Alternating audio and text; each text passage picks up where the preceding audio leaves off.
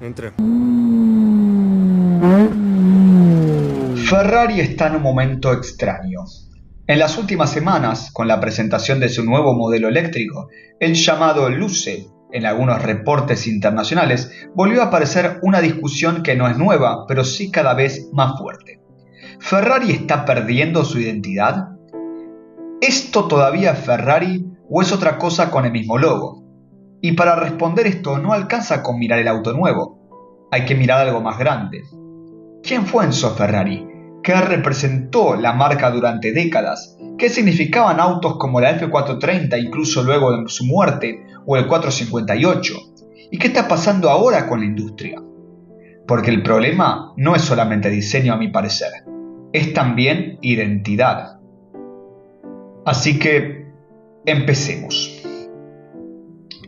Ferrari siempre fue más que un auto, fue una idea, una mezcla de competición, obsesión y una identidad casi innegociable que nació con una persona, Enzo Ferrari.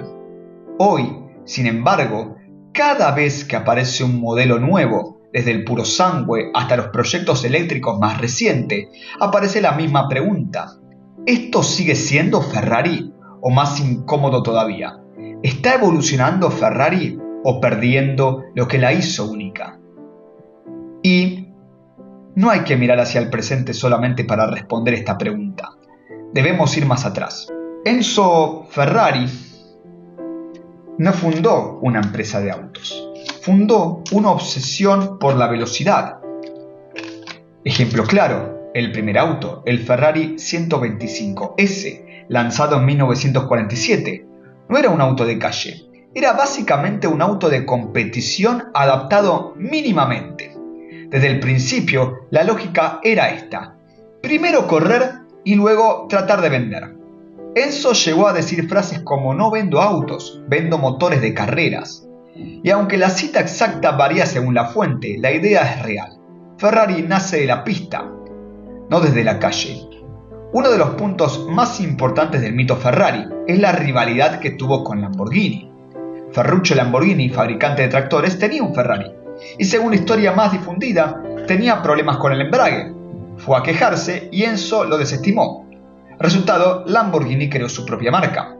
Ferrari, símbolo de competición, dureza y de pistas. Lamborghini, lujo, agresividad y espectáculo. Un ejemplo claro, la Ferrari 250 GTO, la precisión, la ingeniería y el Lamborghini Miura. Un diseño más explosivo. Incluso con líneas menos agresivas que los Lamborghinis actuales, obviamente. Y vamos ahora sí al siguiente punto. Si hay algo que destaca a Ferrari es la Fórmula 1. Niki Lauda, campeón en los 70, Alain Prost, referente técnico y estratégico, y sin duda Michael Schumacher como símbolo de la era dorada y uno de los mejores pilotos de la historia. Schumacher gobernó entre 2000 y 2004, con 5 campeonatos consecutivos de piloto, único en lograr eso, primeramente.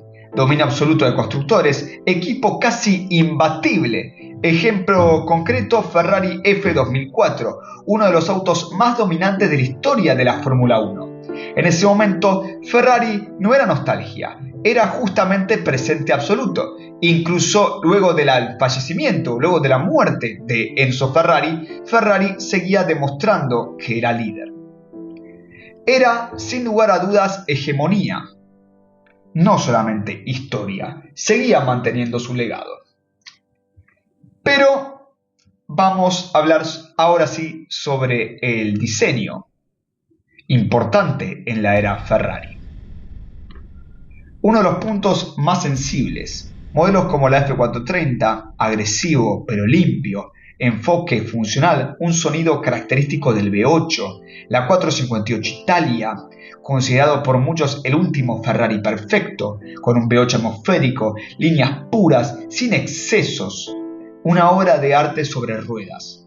Y, sin lugar a dudas, otro gran ejemplo luego de la muerte de Enzo Ferrari, el auto que lleva su nombre, un homenaje directo a su fundador, un diseño extremo pero exactamente coherente.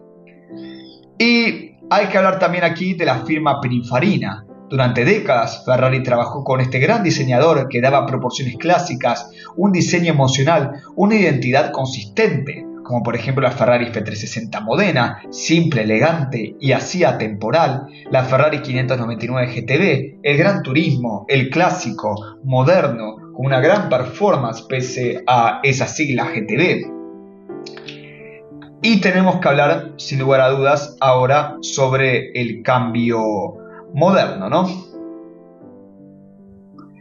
Después del 458 empieza otro lenguaje. El SF90 Stradale, híbrido, pantallas digitales, más complejidad en lo electrónico, el puro sangue, el primer SUV, una decisión polémica y una ruptura de transición a nivel estético. Y ni hablar de los nuevos conceptos EV, diseños aún más genéricos, menos mecánica visible, más software en sí que el motor. Y esto no es solo Ferrari, es toda la industria, la electrificación, normativas ambientales, software por sobre la mecánica. Pero en Ferrari duele más porque su identidad era emocional, no era solamente enfocada en lo técnico. Y aquí entramos en la nueva era de Ferrari, si fue el declive o adaptación a lo nuevo. Y no hay una sola respuesta a esto. Una lectura crítica diría que el SUV del puro sangue es un diseño más digital, menos conexión con la mecánica visible, autos menos crudos en sí. Y una lectura evolutiva sería que Ferrari tiene un buen papel en la Fórmula 1, que sigue produciendo hiperautos relevantes, que se adapta a las normativas globales y que aún mantiene la exclusividad, como por ejemplo el Ferrari LaFerrari, el híbrido pero extremo, el SF90, que tiene también esas cosas. Pero, ¿vale nada más pensar en autos que pasan el $1.000.000 o los 800.000? ¿O vale también pensar en los que eran antes los modelos de calle? Son puntos a tener en cuenta, de los cuales hay que hablar sin lugar a dudas. Y también hay que hablar ahora sí sobre, no sé si menos importante, pero que vale la pena recalcar, el cambio real de Ferrari. ¿Ferrari en sí desapareció? Por supuesto que no. Cambió el lenguaje. Antes hablaba con motores, ruido, mecánica, y hoy habla con software, aerodinámica y electrificación. Pero la pregunta final no es técnica, es emocional. ¿Qué se espera de Ferrari hoy? ¿El ruido del pasado o la velocidad del futuro? Porque quizás el problema no es Ferrari, sino la idea que tenemos de lo que Ferrari debería seguir siendo. Ferrari siempre fue un espejo de su época, y quizás hoy simplemente está reflejando otra, un poco más oscura para los entusiastas de los autos. Si uno mira la historia completa de Ferrari, hay algo que queda bastante claro. Ferrari no es y no fue solamente una marca de autos, es el resultado de una obsesión llevada al límite. Esa obsesión tiene un nombre propio: Enzo Ferrari. Enzo no construyó una empresa tradicional, construyó una forma de entender la competición, y esa forma tenía un costo. Durante décadas, la Fórmula 1 y el automovilismo en general eran otra cosa, más peligrosos, más inestables, más extremos, y Ferrari estuvo siempre en el centro de eso. No como espectador, sino como protagonista. En los años 50 y 60 las muertes de pilotos no eran excepciones aisladas, eran parte del contexto del deporte. Pilotos que trabajaban para Ferrari o que competían contra Ferrari, como Luigi Musso, Alfonso de Portago o Peter Collins, forman parte de una época donde la velocidad todavía no estaba completamente domesticada. Y eso también construye el mito. Ferrari no solo ganaba carreras, estaba en el límite de lo que era posible sobrevivir haciendo. Y mientras eso pasaba en pista, en paralelo, la historia de la fábrica también tenía su propia fragilidad. La sede de Maranello no nació como una megaestructura industrial moderna. Nació literalmente como un taller. Un espacio reducido, casi artesanal, donde la idea de industria automotriz todavía estaba en formación.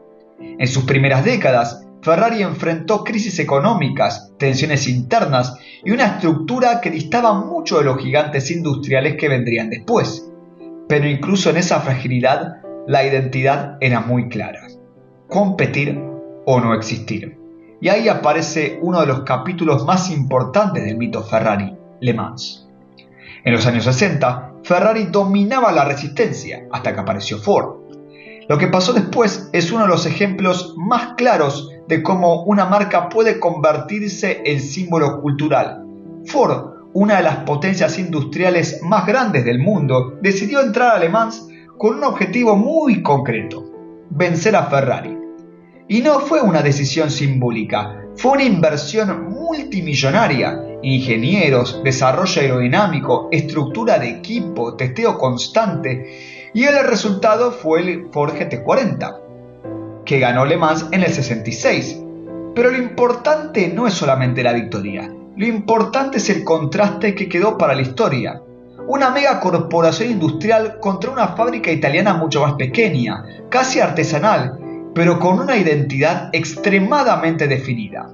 Y ese contraste es clave para entender a Ferrari, porque Ferrari nunca fue la más grande, nunca fue la más industrial, pero fue durante décadas la más simbólica. En ese camino también se construyó otra parte del mito: la tragedia en el automovilismo. Ferrari convivió con una era donde la muerte de pilotos no era un evento excepcional, era una posibilidad real en cada carrera. Eso dejó una marca profunda en la historia del equipo y también del deporte. Y también refuerza algo incómodo: la grandeza de Ferrari está ligada a una etapa del automovilismo durante todo y donde todo era más extremo, más peligroso y más irreversible. Entonces, cuando un piloto y cuando un entusiasta junta todo esto, los inicios casi artesanales, las rivalidades industriales, la Fórmula 1, Le Mans, pilotos, victorias, pérdidas, aparece una imagen bastante clara. Ferrari no se entiende solamente por sus autos, se entiende por su identidad y su intensidad histórica. Y ahora volvemos al presente. Cuando hoy se discute si Ferrari perdió identidad, en realidad lo que se está discutiendo no es solamente el diseño o tecnología. Se está discutiendo algo muchísimo más profundo. ¿Qué queda de una marca que nació en un contexto donde todo era más extremo, más humano y más peligroso? Modelos como el F430, la 458 Italia o incluso la Ferrari todavía mantenían y mantienen parte de ese espíritu. Pero el mundo alrededor ha cambiado. Las regulaciones cambiaron, la industria cambió, el consumidor cambió y Ferrari inevitablemente también. Entonces, la pregunta final no es si Ferrari traicionó su historia. La pregunta es otra: ¿puede una marca que nació en la era del límite absoluto sobrevivir en una era del control absoluto? Porque Ferrari construyó algo que no era solo una empresa, construyó una forma de entender la velocidad como identidad. Y ese legado no desaparece fácilmente, pero tampoco es estático. Quizás por eso Ferrari genera esta discusión constante. ¿Por qué no es una marca neutra? Porque nunca lo fue. Ferrari siempre estuvo en tensión entre dos cosas: la tradición y la supervivencia. Y en esa tensión se define todo lo demás. Porque al final, cuando uno mira la historia completa, no está mirando solamente autos. Está mirando una idea que atravesó décadas. La idea de que la velocidad, la competencia y el riesgo podrían convertirse en identidad cultural. Y eso es lo que hace Ferrari.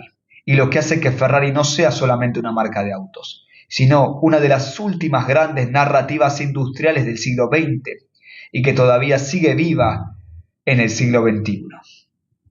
Y bueno, así concluimos este episodio de Turbofuriosos. Si les gustó, no se olviden de suscribirse, dar me gusta, comentar, tanto si les gustó como si no les gustó, todo sirve. Cualquier impulso, atractivo, insulto, lo que quieran, es un espacio libre. Avalamos la libertad de expresión y bueno, esto fue Turbofuriosos y nos encontramos con aún más noticias de autos la próxima.